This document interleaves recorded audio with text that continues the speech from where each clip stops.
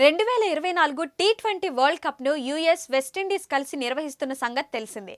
క్రికెట్ను ప్రోత్సహించే లక్ష్యంగా అమెరికా ఇంటర్నేషనల్ క్రికెట్ కౌన్సిల్ చాలా చర్యలు తీసుకుంది. న్యూయార్క్లో జరిగే మ్యాచ్లను మరింత ఎంటర్టైనింగ్గా మార్చేందుకు అనేక ప్రయత్నాలు చేస్తోంది.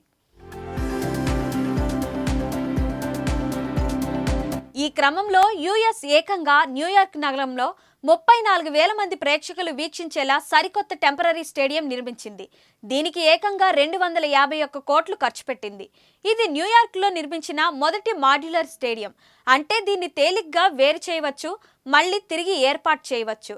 డ్రాప్ ఇన్ పిచ్లను కూడా మరో చోటికి తరలించి ఉపయోగించుకోవచ్చు. టీ20 వరల్డ్ కప్లో చివరి మ్యాచ్ పూర్తయ్యాక ఈ స్టేడియాన్ని డిస్మాంటిల్ చేసే అవకాశాలు కూడా ఉన్నాయి. మరిన్ని వీడియోస్ కోసం ఛానల్ ని సబ్స్క్రైబ్ చేయండి. లేటెస్ట్ అప్డేట్స్ కోసం వాట్సాప్ ఛానల్ ని ఫాలో చేయండి. అండ్ లింక్ డిస్క్రిప్షన్ లో ఉంది.